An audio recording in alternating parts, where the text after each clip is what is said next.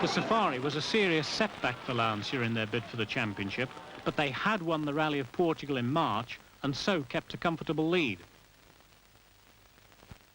In August, Lancia's parent firm, Fiat, captured World Championship points when Marco Allen won the 1000 Lakes Rally in Finland in a Fiat 131. In October at San Remo, it was Lancia 1, 2, 3, 4. In November, they won the Tour of Corsica. So Lancia clinched the world title once again, and this meant a big boost for tyre manufacturers Pirelli. With the 76 victory, Lancia and Pirelli could claim the World Championship 4 times in 5 years. From its debut on the Monte, the Cincerata P7 had been the tyre to beat. 5 championship rounds were won outright on it. Invaluable experience fed back into the production of Cinceratas for family cars like the Escort, Cortina, Avengers, Hunters, Volkswagens, Fiats and Opels. Motorsport does improve the breed. At Bath at the end of November, the new world champions entered only 1 Stratus for the Lombard RAC. Sandro Minari was on his own. Until the last moment, Lancia hadn't intended sending their Italian star to the Rally of the Forest at all.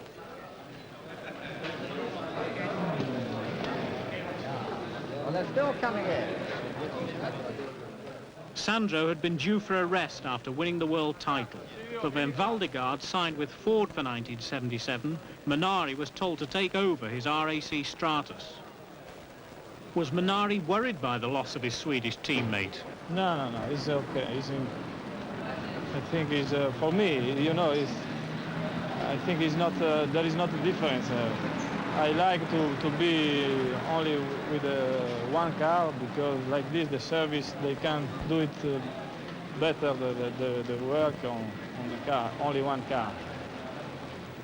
Timo Mäkinen started the favourite, having won the RAC 3 times in a row, with Valdegaard taking his place in the 4th, Anders Kulang and Rauno Aaltonen.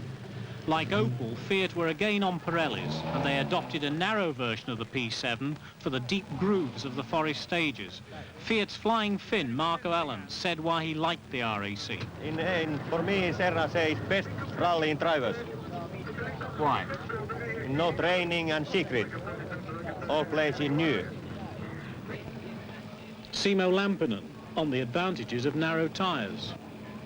Out of my experience, I know in Scandinavia when we drive in snow, only the narrow tires do well there. Now, of course, the gravel can't be attacked the same way quite, but I think a narrow tire, when it's loose enough, is giving an advantage.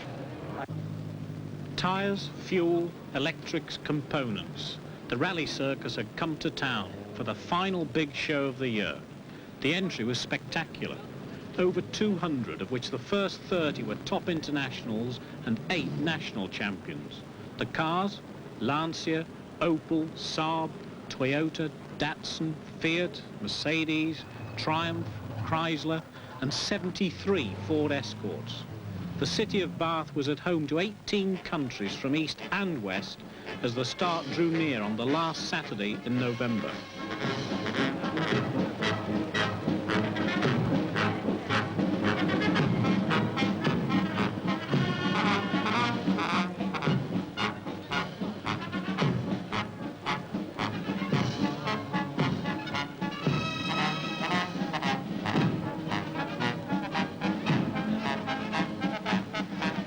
Ove Andersson was one of the Scandinavians attracted to the west of England by the most competitive rally entry in years. After days of rain, there was some welcome winter sunlight for the start in the elegant heart of Bath.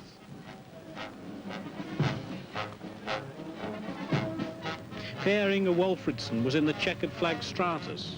Last-minute preparations by Rauno Aaltonen. Swedes and Finns, Germans and Italians. They were all there to contest Britain's biggest motorsporting occasion. Timo Mäkinen and Henry Lydon, seeded number 1, Escort RS 1800. From Bath, the competitors drove north, crossed the Severn Bridge and tackled 4 special stages in the Forest of Dean. There, on stage 3, one of the likeliest home winners, Russell Brooks, Escort 16, had faulty rear shock absorbers and a whole chapter of troubles, which finally put him out, lying second.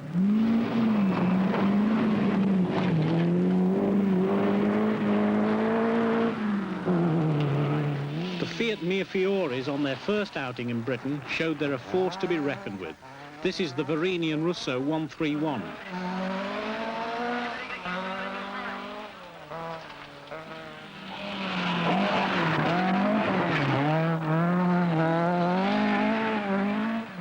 Marco Allen proved his 1,000 lake swim was no fluke. At Scotch Corner on the first night, he was lying third.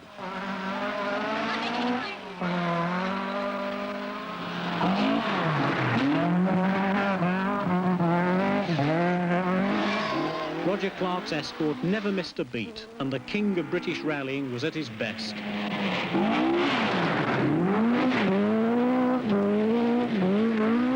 Harry Vatanen, at 4 minutes 6 for the 3.5 miles, was fastest on this and the next stage in the forest.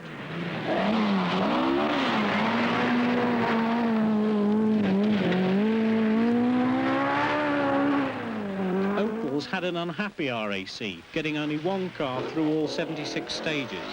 This is Walter Roll just before he broke a half shaft.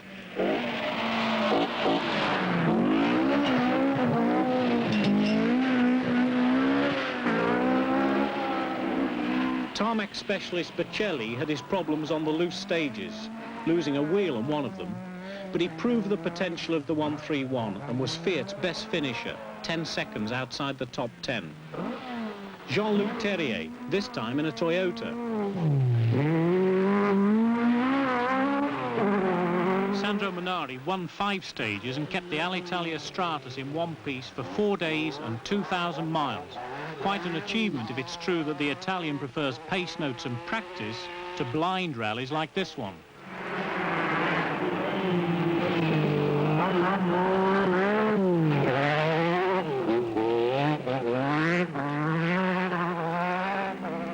Toyota team manager Ove Andersson in the 16-valve Corolla. It was to be one of his best drives ever. Simo Lampinen and Mike Wood, Escort. They later went off in Kielder Forest, in one of the few spots where there were no spectators to help.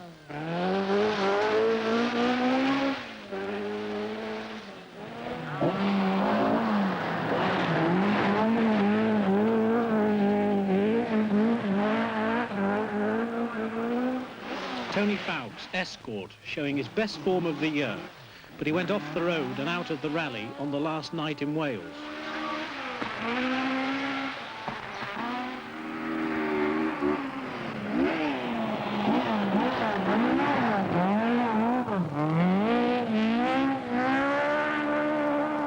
Brian Culcheth, minutes after his TR7 clouted a gate post on the Speech House stage. But the big story of the RAC this first day was the Finn, Pentti Arikkola. After 6 stages, he had a clear 2.5-minute lead. Tony Pond pushed his TR7 to the limit. He was second at Scotch Corner that night, but then had problems in Kielder. John Taylor, the rallycross expert, he rolled his RS a couple of hours later at Sutton Park. One man saved the reputation of the Opels, Anders Kulang. His was the only cadet to stay in the hunt after the Forest of Dean. Wolfridson in the checkered flag Stratus. For a time he was ahead of Minari's Works Lancia. Then after stage 19, broken points ended a good effort.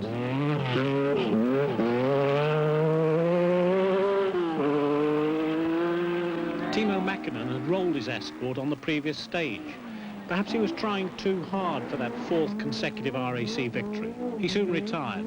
Ford boss Peter Ashcroft explains why.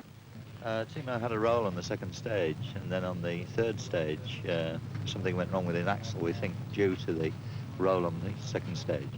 We think that he sideswiped the bank and did some damage to the axle.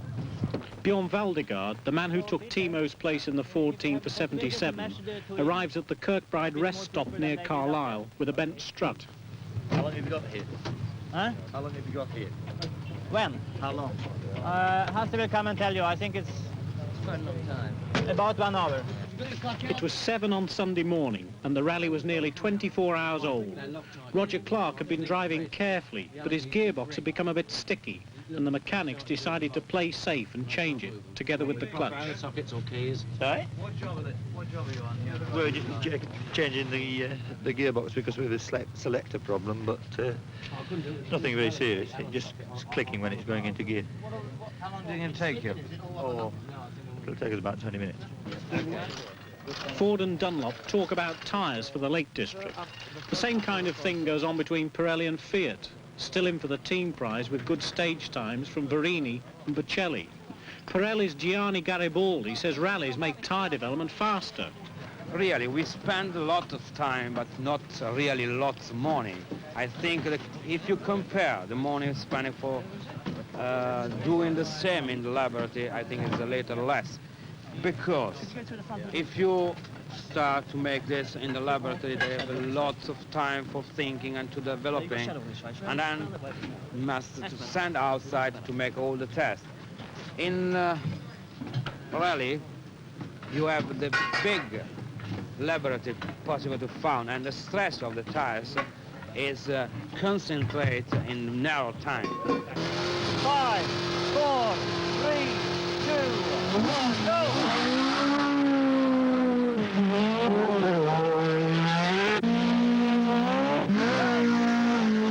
5, 4, 3, 2, 1, go!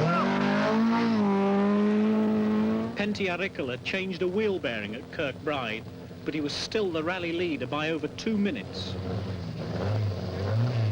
5, 4, 3, 2, 1, go! After the dawn stage on Kirkbride Airfield, the rally turned south, back towards Bath through some old Lake District favourites, Withup, Dodd and Greystoke, where the mass of spectators had gathered by 8 o'clock in the morning. In spite of a serious accident to young spectators the previous day and the warnings and whistles from the marshals, crowd control had become very difficult by the time Roger Clark roared through. Ireland's Billy Coleman was right on top of things in the RAC after an indifferent year. Aricola at Greystoke, the end of the long straight. Hey, come on! Get out! Minari's Stratus was still trouble-free, and the straights let him pour on the power.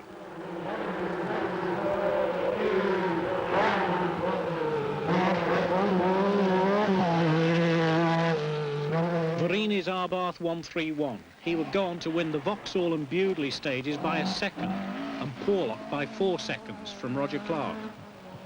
Tony Fowkes and Brian Harris, they reached the midway stop at Bath among 106 survivors. 94 dropped out on this first leg of 1,500 miles. Meanwhile, what about Saab? Stig Blomqvist in the new 99 EMS was fastest on a Kielder stage, and he was content with 3rd place for the moment. Marco Allen, still having gear selection problems with the 131, which U2 can buy in Britain for about £18,000. Per Eklund, his Saab 99 was trouble-free, though he had changed the steering rack after Kielder. Saab were threatening Fiat for the manufacturer's trophy. Andy Dawson, Datsun Violet. Great things were expected of him this time, but stomach trouble, plus his teammate Shellstrom's retirement, knocked Nissen out of the event. Tony Pond, well down the leaderboard after his crash in Kielder. Now with spectators pressing across the competitor's path, Greystoke was cancelled. All the drivers' efforts have been for nothing.